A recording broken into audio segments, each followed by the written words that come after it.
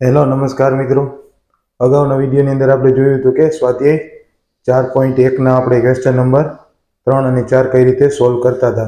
આ વિડીયોની અંદર આપણે સ્વાધ્યાય 4.1ના જ આગળના ક્વેશ્ચન મતલબ ક્વેશ્ચન નંબર 5 અને ક્વેશ્ચન નંબર 6નું સોલ્યુશન આપણે જોશું કે ગાણિતીય અનુમાનના સિદ્ધાંત મુજબ આપેલા વિધાનો જે તે સત્ય છે કે સત્ય નથી તે આપણે અહીંયા આ એક્ઝામ્પલ મતલબ આ વિડીયોની મદદથી જોવાનું છે અને આપણે ગાણિતિક અનુમાનના સિદ્ધાંત પ્રમાણે તે સાચા છે કે સાચા નથી તે સાબિત કરવાનું છે। તો તમે જુઓ વિડીયો સ્વાધ્યાય 4.1ના ક્વેશ્ચન નંબર 5 અને 6નું સોલ્યુશન। તો તમે જુઓ વિડીયો।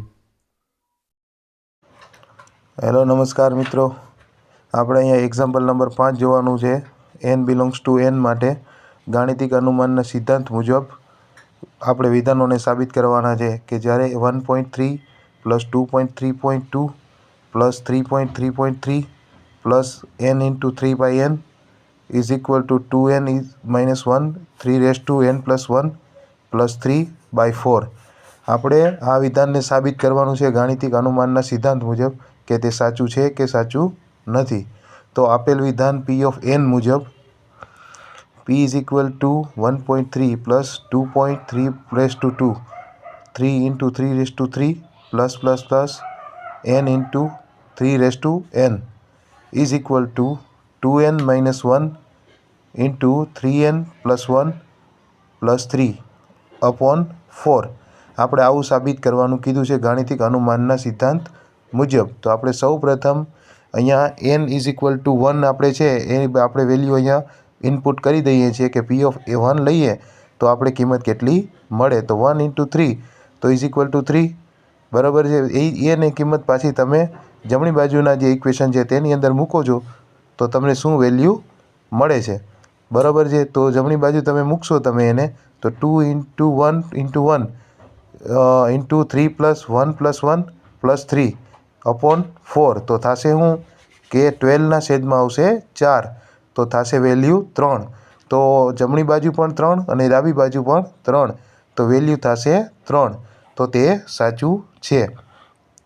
હવે p ઓફ k સાચું હોય અમુક ધન k પદ માટે તો તમારે કે p ઓફ kની વેલ્યુ શોધવાની k પ્લસ 1 માટે। તો k પ્લસ 1ની વેલ્યુ શું થશે કે તમારે ઇક્વેશન મૂકવાનું સિમ્પલ 1.3 વાળું અને 2.3 રેસ ટુ 2 અને 3 ઇન્ટુ રેસ ટુ 3 તમારે એ મૂકી અને પહેલાં કિંમત ચેક કરવાની કે k પ્લસ 1ની વેલ્યુ સાચી આવે છે કે નહીં। એ સાચી આવશે તો p ઓફ k1 વાળું પદ સાચું થશે। તો p ઓફ k પ્લસ 1 વાળું પદ જ્યારે તમે સાબિત કરવાનું થાય તો સૌપ્રથમ તમારે ઇક્વેશન મૂકવાનું અને ઇક્વેશન મૂકી અને k પ્લસ 1ની વેલ્યુ સાબિત કરવાની। તો અહીંયા સિમ્પલ અહીંયા મેં લખ્યું છે p ઓફ k1 પદ માટે।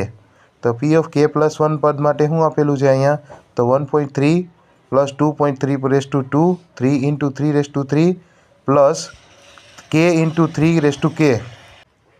જ્યારે p ઓફ k પ્લસ 1નું વેલ્યુ આપણે સાચી મળશે ત્યારે આપણને ખબર પડશે કે n બિલોંગ્સ ટુ n થાય છે કે નહીં। તો સૌપ્રથમ તમારે અહીંયા શું કરવાનું છે કે જે આપણે પદ મૂક્યું છે તેના માટે શું લેવાનું છે આગળનું k પ્લસ 1 વાળું પદ લેવાનું છે। તો 1.3 plus 2.3 raise to 2 plus 3 into 3 raise to 3 plus k into 3 raise to k બરાબર છે।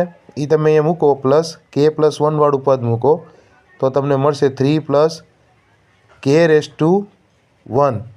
તો અહીંયા તમે આગળનું પદ જુઓ તો 2k plus 1 into 3k raise to 1 plus 3 upon 4 plus k plus 1 into 3k raise to 1। તો તમે નેક્સ્ટ પદ જુઓ તો થશે 2k minus 1 3 raise to k plus 1 plus 3 plus 4 k plus 1 into 3k plus 1 plus 4। હવે તમે જુઓ તો અહીંયા તમને આગળનું પદ સમજાશે તમને કે આપણે 3 રેસ ટુ k પ્લસ 1 છે એ પદને કોમન લઈ લઈએ તો 2k minus 1 plus 4k plus 1/4 plus 3 આ પદ એક વધશે અને બીજું પદ શું વધશે કે વધશે 3k રેસ ટુ k અને 6k પ્લસ 3/4 અને તમે એનું નેક્સ્ટ પદ જોવા જાશો તો તમને મળશે કે 3 raise to k plus 1 minus 3 2k plus 1 plus 3 upon 4। હવે આપણે k પ્લસ 1 વાળું પદ સાબિત કરવું છે તો 2k +1 -1 અને 3k + 1 + 1 + 3. કેમ કે આપણે 2k છે અને તમે k + 1 1 લખી શકો, તો એ પદ આપણે k + 1માં અહીંયા મળી જાય. તો તમે અહીંયા જોશો કે p(k + 1)નું વેલ્યુ અહીંયા સાચું આવે છે. તો અહીંયા p(k + 1)નું વેલ્યુ સાચી છે, બરાબર છે કે જ્યારે p(k)ની વેલ્યુ સાચી હોય ત્યારે p(k + 1)ની વેલ્યુ સાચી મળશે. તો ગાણિતિક અનુમાનના સિદ્ધાંત મુજબ p(n)ની વેલ્યુ સાચી છે ગાણિતિક અનુમાનના સિદ્ધાંત પરથી. તો બધી પ્રાકૃતિક સંખ્યા હશે n બિલોંગ્સ ટુ n એ બધી સંખ્યાઓ માટે સાચી છે. અહીંયા આપણે એક્ઝામ્પલ નંબર 6 જોવાનું છે કે n બિલોંગ્સ ટુ n માટે ગાણિતિક અનુમાનના સિદ્ધાંતનો ઉપયોગ કરીને આપણે નીચેનું વિધાન સાબિત કરવાનું છે કે 1 × 2 2 × 3 + 3 × 4 એમ પ્લસથી n × n + 1 is equal to n × n + 1 n + 2/3. આપણે આવું સાબિત કરીને આપવાનું છે ગાણિતિક અનુમાનના સિદ્ધાંત પરથી.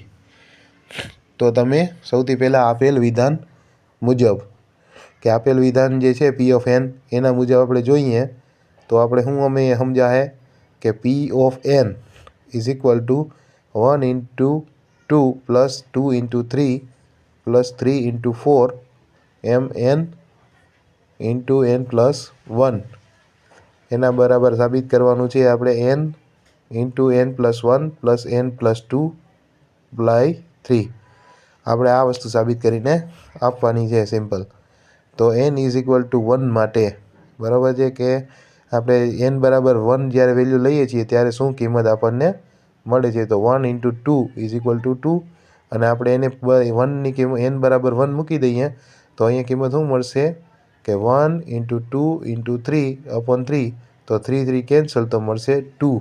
તો ડાબી બરાબર બાજુ બરાબર જમણી બાજુ, તો 2 સાચું છે. હવે તમે અહીંયા આગળ જુઓ તો p(k) બરાબર છે તે સાચું છે અમુક ધન k પદ માટે. બરાબર છે, આપણે કેમ કે kની પદની કિંમત ધન આવી છે તો આપણે એમ કહી શકીએ કે ધન k પદ માટે સાચી હશે.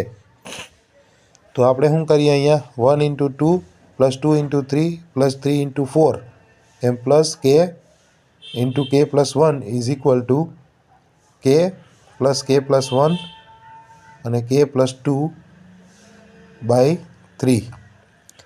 આ રીતે આપણે લખી શકીએ અને સમીકરણ 1 કહી દઈએ કેમ કે આપણે kની કિંમત લીધી છે એટલા માટે. હવે આપણે જાણીએ છીએ કે p(k + 1) સાચું છે. p(k + 1) સાચું હોય બરાબર છે તો તેના માટે આપણે સિમ્પલ આ રીતે સૂત્ર એનું લખી શકીએ તો કે k + 1 અહીંયા k + 1 k + 2 કેમ કે 1 + 1 થાય એટલે એ 2 થઈ જશે. અહીંયા સામે આપણે કઈ રીતે લખી શકીએ 1 × 2 2 × 3 3 × 4 બધા પ્લસમાં k × k + 1 બરાબર છે અને અહીંયા શું થશે આપણે k + 1 k + 2 બરાબર છે. સિમ્પલ આ રીતે થશે. હવે તમે અહીંયા જુઓ તો એક વસ્તુ સમજાશે કે k × k + 1 + k + 2 આપણે સામેનું સૂત્ર લઈ લઈએ +3. અહીંયા શું થશે k + 1 અને k + 2. અહીંયા તમે જુઓ તો k + 1 k + 2 અને k/3 + 1 ઇઝ ઇક્વલ ટુ શું થશે અહીંયા k + 1 k + 2 k + 3/4 બરાબર 3 કેમ કે આપણે નીચે છેદમાં 3 છે એટલા માટે. તો અહીંયા k + 1 k + 1 + 1 અહીંયા શું થશે k + 1 + 2 બરાબર છે. હવે આપણે જુઓ તમે અહીંયા તો k + 1ની વેલ્યુ આપણે બધેમાં મળે છે. તો k + 1 સાચું છે જ્યારે p(k) સાચું હોય કે જ્યારે પી ઓફ કે પ્લસ 1 સાચું ક્યારે હોય? જ્યારે પી ઓફ કે સાચું હોય. હવે ગાણિતિક અનુમાનના સિદ્ધાંત મુજબ આપણે પી ઓફ એન બરાબર છે સાચું છે. બરાબર છે. બધી પ્રાકૃતિક સંખ્યાઓ મતલબ એન બિલોંગ્સ ટુ એન માટે સાચું છે.